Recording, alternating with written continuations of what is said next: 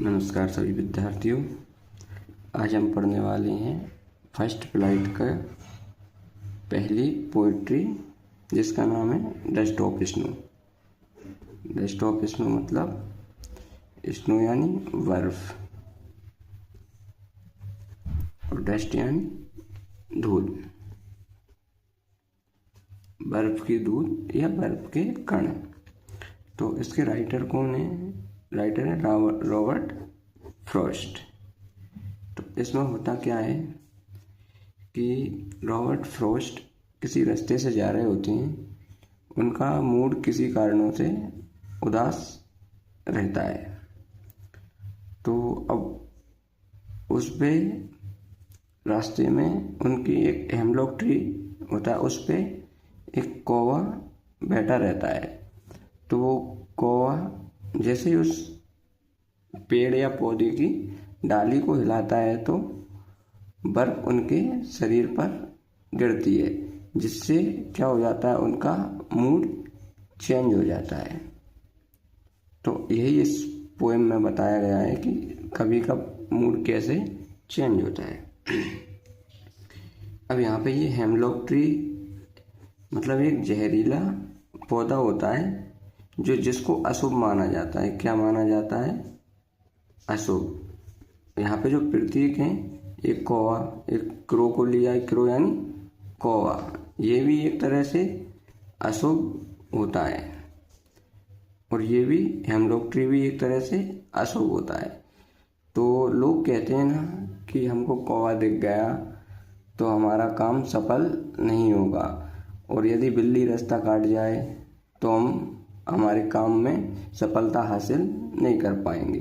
तो उसी आधार पे ये रॉबर्ट फ्रॉस्ट बताते हैं इस पोएम में। तो चलिए आगे पढ़ते हैं। The way a crow shook down on me the dust of snow from a hemlock tree. बोलते हैं कि एक हेमलॉक पेड़ पर क्या बैठा हुआ था? कौवा। उसने उस शाखा को हिलाया, उस डाली को हिलाया, तो जिससे जो डस्ट है, बर्फ की डस्ट मेरे शरीर पर पड़ी। तो has given my heart a change of mood.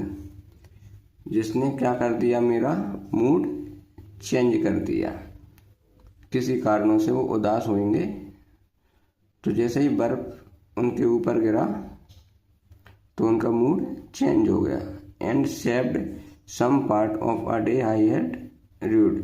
मतलब जिस उदासी में वो अपना आगे का जो समय खराब करने वाले थे, वो समय को शेव कर दिया, इसने बचा लिया। कैसे? कि उनका जो उदास थे तो वो एकदम से क्या हो गए? सुखी हो गए, खुश हो गए।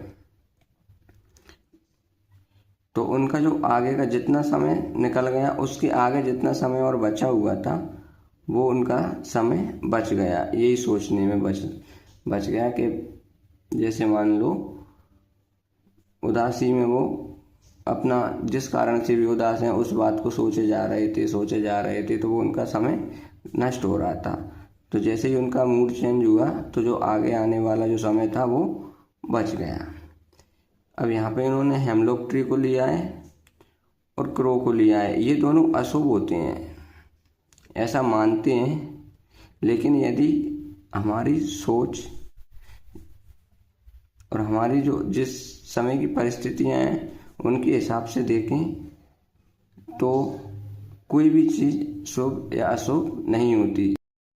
इस कविता का संदेश है कि हमारे जीवन में छोटी सी छोटी घटना भी बड़े से बड़ा बदलाव ला सकती है। हमें कभी निराश नहीं होना चाहिए, हमेशा पॉजिटिव थिंकिंग रखना चाहिए, नेगेटिव सेंस में नहीं जाना चाहिए। प्रकृति हमें खुशी और नई उम्मीद कभी भी दे सकती है, इसलिए आप हमेशा पॉजिटिव रहें। हालांकि रॉबर्ट फ्रॉस्ट ने नेगेटिव प्रतीक लिया था, लेकिन एक घटना ऐसी हुई जिससे उनका मन पॉजिटिव हो गया, और जो उदासी थी वो किस में बदल गई? खुशी में। इसलिए हमें हमेशा पॉजिटिव रहना चाहिए।